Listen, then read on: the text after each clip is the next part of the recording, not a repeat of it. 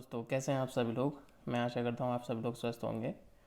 दोस्तों, मैं मुखर भारद्वाज आप सभी का अपने यूट्यूब चैनल पर बहुत बहुत स्वागत करता हूँ। दोस्तों, मैं एक साइंस ग्रेजुएट हूँ और मुझे इस टीचिंग इंडस्ट्री में 10 साल से भी ज़्यादा का एक्सपीरियंस है। दोस्तों, मैंने काफ़ी प्रेस्टीजियस इंस्टीट्यूट में इससे पहले पढ़ाया है और प्रेजेंटली मैं पैरामाउंट कोचिंग में दिल्ली में पढ़ा रहा हूँ। दोस्तों, इस लॉकडाउन पीरियड में करीब करीब 2 महीने हो गए हैं अब। मुझे ये लगा कि मेरे जो स्टूडेंट हैं जो ऑलरेडी पढ़ रहे हैं या जो पढ़ चुके हैं उनको अपनी प्रिपरेशन में थोड़ी अगर मैं हेल्प कर दूँ किसी तरीके से तो बहुत अच्छा रहेगा, क्योंकि पिछले 2 महीने से बिल्कुल कोई क्लास नहीं हुई है। तो जो लोग पढ़ चुके हैं वो तो फिर भी अपनी तरफ से कर लेंगे, बट जिनका बैच अभी करंटली रनिंग था, जिनकी भी क्लासेस पूरी नहीं हुई थी, उनके लिए मैं काफ़ी कंसर्न था। तो मैंने सोचा कि कुछ ना कुछ किया जाना चाहिए, इसीलिए मैंने अभी रिसेंटली अनअकैडमी ज्वाइन किया। बट अभी पूरी तरीके से स्टार्ट करने के लिए कुछ इक्विपमेंट्स की ज़रूरत होगी, जो अभी फ़िलहाल इस समय ऑनलाइन सर्विस रिज्यूम नहीं हुई हैं, तो बड़ा मुश्किल है। तो मैंने सोचा कि क्यों ना खुद से यूट्यूब चैनल बनाया जाए। तो इसीलिए मैंने फ़िलहाल, क्योंकि इक्विपमेंट्स पूरी तरीके से मेरे पास यहाँ मेरे होम टाउन में नहीं है, तो मैं फ़िलहाल पीपीटी का यूज़ कर रहा हूँ आपको पढ़ाने के लिए। तो मेरी पूरी कोशिश रहेगी कि जो लोगों का कोर्स अभी नहीं हुआ है उनकी काफ़ी हेल्प की जाए। और केवल उनके लिए ही नहीं, यूट्यूब पर आप जितने भी लोग मौजूद हैं, मैं किसी भी चैप्टर को जब भी पढ़ाता हूँ तो बिल्कुल ज़ीरो से पढ़ाता हूँ। तो अगर आप में से किसी ने कभी भी नहीं भी पढ़ा होगा कोई चैप्टर, तो आप बहुत आसानी से समझ पाएंगे। मैं ऐसा नहीं है कि बैचेस वाइज पढ़ा रहा हूँ, यहाँ पर ये मेरा अपना यूट्यूब चैनल है, तो यहाँ पर मैं पूरा कोर्स यहाँ पर आपको पढ़ाऊँगा। जितने भी एग्ज़ाम्स होते हैं उसमें रीजनिंग जितना आता है वो सब मैं यहाँ पर कराऊँगा। तो क्योंकि यूट्यूब पर हो सकता है ये वीडियो कोई ऐसा भी व्यक्ति देख रहा हो जो मुझे पहले से ना जानता हो या जिसने कभी रीजनिंग इससे पहले ना पढ़ा हो, तो मैं ये चाहता हूँ कि थोड़ा बहुत ये इंट्रोडक्शन वीडियो मैं बनाऊँ और थोड़ा आप लोगों को बताऊँ कि जिन एग्ज़ाम्स में रीजनिंग आता है वो कैसे कैसे आता है, जिससे कि थोड़ा आप लोग अवेयर हो जाएं। तो ज़रा शुरू करते हैं। देखिए, जो लोग अवेयर हैं उन लोगों को तो मुझे बताने की ज़रूरत नहीं है, बट जो लोग अवेयर नहीं हैं वो लोग थोड़ा सा ये जानें कि जो कम्पिटिटिव एग्ज़ाम्स होते हैं उसके अंदर काफ़ी ऐसे सब्जेक्ट हैं जो एकेडमिक होते हैं। और वो एकेडमिक सब्जेक्ट आप लोगों को पहले से पता है कि किस तरह के होते हैं। अगर मैं एक दो के नाम लूँ तो जैसे मैथ्स हो गए, सपोज़ जैसे मैथ्स है या जीएस है या इंग्लिश है, ये कुछ ऐसे सब्जेक्ट हैं, या पॉलिटी है या इकोनॉमिक्स है या फिर साइंस है। तो ये जो एकेडमिक पोर्शन है ये तो आप लोगों को पहले से पता है, तो आपको इसमें कुछ ऐसा नहीं है कि अलग से पढ़ाया जाएगा, वही चीज़ें होंगी, बस थोड़ा कम्पिटिटिव लेवल पर पढ़ाया जाएगा। लेकिन जो सब्जेक्ट रीजनिंग है जो मैं पढ़ाने जा रहा हूँ, वो सब्जेक्ट आपका कंपटीशन में ही इंक्लूड किया जाता है। अब जब वो कंपटीशन में इंक्लूड किया जाता है तो उन स्टूडेंट्स को इसके बारे में पता नहीं होता है जो केवल 12th पास कर कर अभी आए हैं, या ग्रेजुएशन तक उनको रीजनिंग का कुछ पता नहीं है, कोई एग्ज़ाम नहीं दिया है, कोई प्रिपरेशन नहीं की है। तो उन लोगों के लिए थोड़ी बहुत मैं जानकारी प्रोवाइड करा रहा हूँ। देखिए, अगर हम पहले बैंक एग्ज़ाम्स की बात करें तो बैंक एग्ज़ाम जो कंडक्ट कराता है वो है IBPS, institute of banking personal selection. Bank exam भी कई तरह के होते हैं, तो अगर हम पहले उन एग्ज़ाम्स की बात करें जो मेन है, तो उसमें हम नेशनलाइज बैंक्स का एग्ज़ाम देखते हैं सबसे पहले, जिसको पहले कहा जाता था CWE, कॉमन रिटन एग्जामिनेशन, अभी उसको CRP बोलते हैं, कॉमन रिक्रूटमेंट प्रोसेस। तो जो नेशनलाइज बैंक हैं जिनके नाम नीचे लिखे हुए हैं, Allahabad bank, Canara bank, Indian overseas bank वगैरह, इनके अंडर जितनी भी कैटेगरी आती हैं, जितनी भी पोस्ट आती हैं, वो सब IBPS के थ्रू ही फिल की जाती हैं। तो 3 तरह के मेन पोस्ट हैं, उसमें है स्पेशलिस्ट ऑफिसर, जैसा कि नाम ही है स्पेशलिस्ट, मतलब स्पेशल कैटेगरी के लिए। जैसे IT ऑफिसर हो गए, इसमें सिविल ब्रांच नहीं आती है, बाकी सारी ब्रांच हैं। लॉ ऑफिसर हैं, या फिर राजभाषा अधिकारी हैं जो लैंग्वेज के लिए वहाँ पर रखे जाते हैं, या HR के लिए, या एग्रीकल्चर या मार्केटिंग ऑफिसर। तो स्पेशल कैटेगरी में अगर आप लोगों को फिल करना है तो आपको इनमें से जिस भी कैटेगरी में फिल करना है आपके पास वो डिग्री होनी चाहिए। बट अगर आप PO के लिए, यानी कि जो प्रोफेशनली ऑफिसर होते हैं या मैनेजमेंट ट्रेनी होते हैं, या क्लर्क के लिए अगर आपको फिल करना है तो आपको ग्रेजुएट होना चाहिए। तो ये रिक्वायरमेंट है इनकी। अब अगर हम ये बात करें कि एग्ज़ाम क्या होता है, तो एग्ज़ाम दो तरह से आता है आपका, पहले प्री होता है फिर मेन होता है।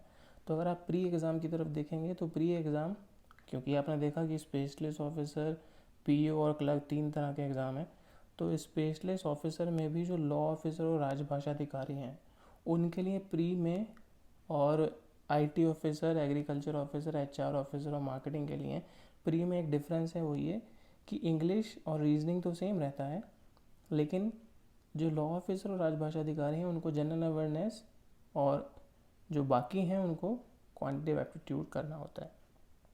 ये जो प्री एग्ज़ाम है, ये जब आप क्वालिफाई कर देते हो तो उसके बेस पर आपको मेन एग्ज़ाम के लिए कॉल आता है।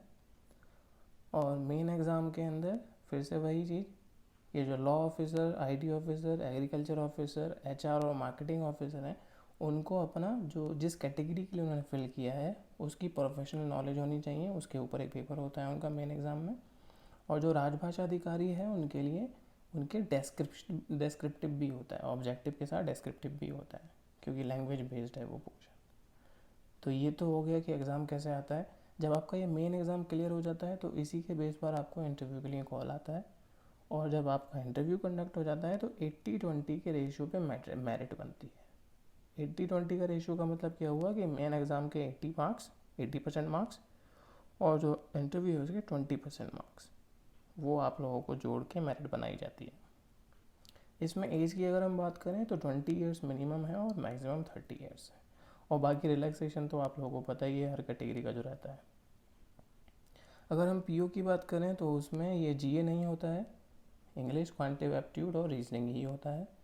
और दूसरा, इसके अंदर अगर ये तो प्री एग्ज़ाम की बात हो गई, अगर हम मेन एग्ज़ाम की बात करेंगे तो इसमें क्वांटिटेटिव एप्टीट्यूड को डीआई के नाम से रिप्रेजेंट किया जाता है, क्योंकि इसमें डीआई के ही क्वेश्चन होते हैं, डेटा इंटरप्रिटेशन। और एक बात यह है कि पीओ के अंदर ये दो मेन एग्ज़ाम के बाद में आपको एक उसी दिन इंग्लिश लैंग्वेज का एग्ज़ाम देना होता है, और उस इंग्लिश लैंग्वेज के एग्ज़ाम में आपको 2 क्वेश्चन आते हैं, एक लेटर राइटिंग का और एक ऐसे का, जिसमें 25 मार्क्स होते हैं और आपको वो क्वालिफाई करना होता है। ये जब हो जाएगा फिर वही आपके पास इंटरव्यू के लिए कॉल आएगी, और फिर बाकी सारा प्रोसेस वही रहता है।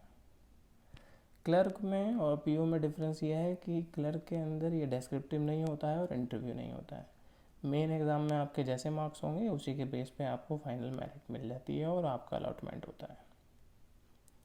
इसकी एज में बस एक डिफरेंस ये है कि यहाँ पर 28 साल मैक्सिमम है, बाकी पीओ में या फिर स्पेशलिस्ट ऑफिसर में, दोनों में जो एज की कैटेगरी है वो 20 to 30 ही है। तो ये हो गया नेशनलाइज बैंक।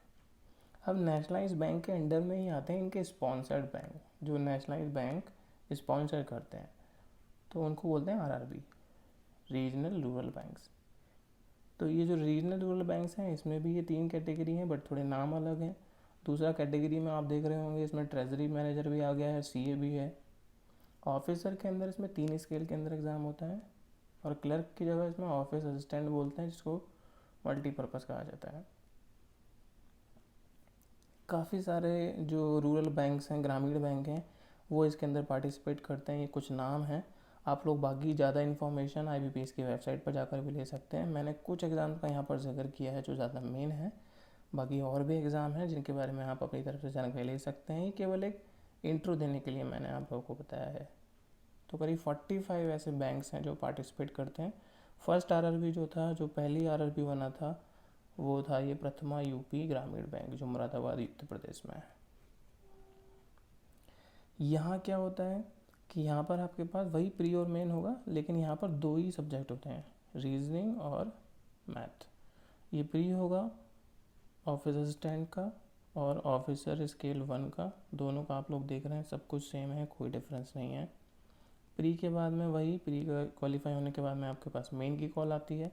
मेन में आप देख रहे हैं यहाँ पर एक चेंज आपको दिख रहा होगा, 4A 4B लिखा हुआ है, ये 4A 4B।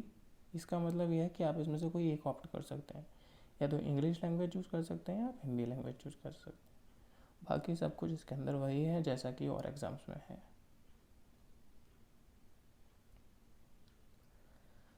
Officer scale 3rd के लिए आपके पास यहाँ पर फाइनेंशियल अवेयरनेस वगैरह सब कुछ सेम है, जो स्पेशलिस्ट कैटेगरी है उसमें अगर आप देखेंगे तो ये प्रोफेशनल नॉलेज का एक कैटेगरी अलग से आ जाएगी जो पहले भी थी। तो इसलिए अगर आप एग्ज़ाम का थोड़ा तरीका देख रहे हैं तो सब जगह सेम ही है, बस थोड़ा बहुत अंतर हर एग्ज़ाम में देखने को मिलेगा। SBI अपना एग्ज़ाम खुद कराता है, IBPS के अंडर में नहीं आता है। तो SBI का भी ऑलमोस्ट यही रहता है, बस उसमें क्या होता है कि जो डेस्क्रिप्टिव है उसके साथ साथ जब इंटरव्यू होता है तो इंटरव्यू के दिन GD भी किया जाता है, ग्रुप डिस्कशन। बाकी सब कुछ तरीका वही है। इसमें एज की कैटेगरी अलग है, थर्ड के लिए थोड़ा ज़्यादा एज की रिक्वायरमेंट है क्योंकि ऑब्वियस है आप ऑलरेडी जॉब में होने चाहिए तभी आप सीनियर मैनेजर बनेंगे। सेकंड में 21 to 32 है। ऑफिस असिस्टेंट या ऑफिसर स्केल के लिए जो कैटेगरी है उसमें 2 साल का डिफरेंस है, इसकी 18 से 28, उसकी 18 से 30। तो ये मैंने वो एग्ज़ाम बताए जो IBPS के अंडर आते हैं। SSC के अंदर जो मेन एग्ज़ाम है उसमें जैसा कि आप जानते हैं CGL है, CHSL है, SI के एग्ज़ाम्स होते हैं, CPU होता है, मल्टीटास्किंग, FCI, काफ़ी एग्ज़ाम है जो SSC भी कराता है, स्टेनोग्राफर वगैरह। इन सब के बारे में आप लोग अपनी तरफ से पता कर सकते हैं। मैं आपको ये बताना चाह रहा हूँ रेलवे के एग्ज़ाम है तो उसमें ALP हो गया, टेक्नीशियन, ग्रुप D वगैरह, तो ये रेलवे बोर्ड कराता है, RRB, रेलवे रिक्रूटमेंट बोर्ड। ये RRB अलग है, यह है रेलवे रिक्रूटमेंट बोर्ड, और वो RRB था रीजनल रूरल बैंक्स। तो ये जो काफ़ी एग्ज़ाम कराए जाते हैं अलग अलग बोर्ड द्वारा, इसमें जो रीजनिंग पूछा जाता है, इसमें अगर मैं थोड़ा सा कैटेगराइज करूँ तो आप ऐसे समझ लीजिए कि बैंक और इंश्योरेंस सेक्टर, और दूसरा SSC और अदर एग्ज़ाम, इन सब के अंदर 2 तरह के आपको रीजनिंग के सिलेबस मिलेंगे। बैंक का जो है वो थोड़ा सा टफ होता है, और SSC का और अदर जो एग्ज़ाम है उनका थोड़ा सा इजी होता है। तो इसीलिए मैं दोनों ही तरह के जो कोर्स हैं, जो लेसन्स हैं, वो आपके सामने लाऊंगा धीरे धीरे करके, और हम जो मेन टॉपिक हैं एग्ज़ाम के रिगार्डिंग उनको हम पहले पढ़ेंगे, या जो थोड़ा ट्रिकी टॉपिक हैं जिनको अगर आप थोड़ा सा पढ़ लेंगे तो अपनी तरफ अपने आप से भी कर सकते हैं, उन टॉपिक्स को हम सबसे पहले लेके चलेंगे। तो स्टूडेंट, मैं आपसे यही कहूँगा, या जो भी लोग मुझसे जुड़े हुए हैं उनसे मैं यही कहूँगा कि मेरा तरीका बहुत सिंपल है पढ़ाने का। मैं किसी भी चैप्टर को बेसिक से पढ़ाना सबसे पहले ज़रूरी समझता हूँ, क्योंकि मैं ये मानता हूँ कि किसी भी स्टूडेंट को अगर किसी भी चैप्टर का बेसिक आता है, जड़ पता है उसकी, तो अगर एग्ज़ामिनर आगे चल के क्वेश्चन बदल भी देता है तब भी वो कर लेगा। तो मेरा मेन फोकस बेसिक पर रहेगा। और दूसरी बात, मैं पढ़ाता कुछ इस तरह से हूँ कि वो बच्चा भी अच्छे से पढ़ ले जिसको पढ़ने में दिक्कत होती है, जो थोड़ा सा वीक है, तो मैं बिल्कुल ज़ीरो से पढ़ाऊँगा, कोई हाई लेवल पर नहीं जाऊँगा एकदम। और जैसे जैसे आप समझने लगेंगे आगे चल के हम वीडियो को हाई लेवल पर भी लेके जाएंगे। ठीक है, तो आज के लिए इंट्रोडक्शन में इतना ही था। बाकी आप लोग मेरी आगे आने वाली वीडियो से और सीखेंगे, ये मैं उम्मीद करता हूँ। धन्यवाद।